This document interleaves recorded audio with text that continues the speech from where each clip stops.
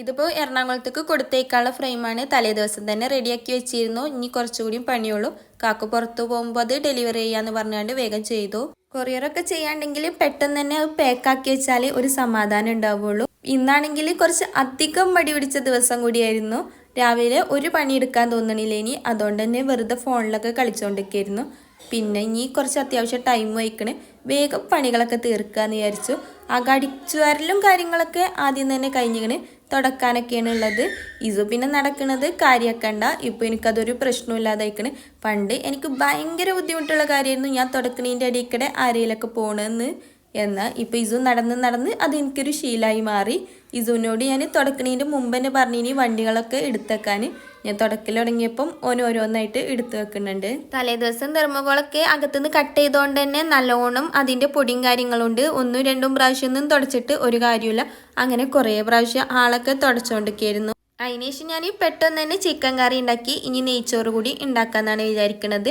മടി പിടിച്ചുകൊണ്ട് നിൽക്കുന്ന ദിവസം നെയ്ച്ചോറും ചിക്കൻ കറിയൊക്കെ നല്ലൊരു ഓപ്ഷൻ തന്നെയാണ്.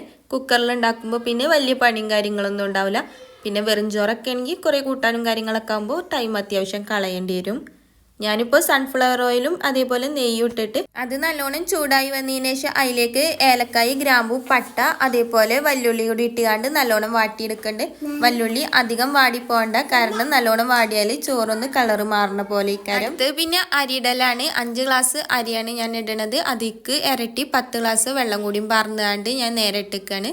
ഇനി പിന്നെ ഉപ്പൊക്കെ ഇട്ടുകൊണ്ട് ഇളക്കി വെക്കുന്നുണ്ട്. ഉപ്പ് പിന്നെ കുറേ പ്രാവശ്യം ഇടുമ്പോഴാണ് ഇതിൻ്റെ പാകമായുള്ളൂ.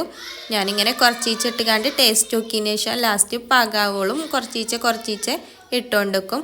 അതിന് ശേഷം കുറച്ച് വിനാഗിരി കൂടിയും പാരുന്നുണ്ട്. എന്നിട്ട് കുക്കർ അടച്ച് വെച്ചിട്ട് ഒരു വിസിൽ വന്നാൽ തന്നെ നല്ല രീതിയിൽ വെന്ത് കിട്ടിക്കോളും. അപ്പോൾ ഒരു വിസിലായിട്ട് ഞാൻ കുറച്ചൊന്ന് അതിൻ്റെ ഇതൊന്ന് പ്രഷർ കളയലുണ്ട്.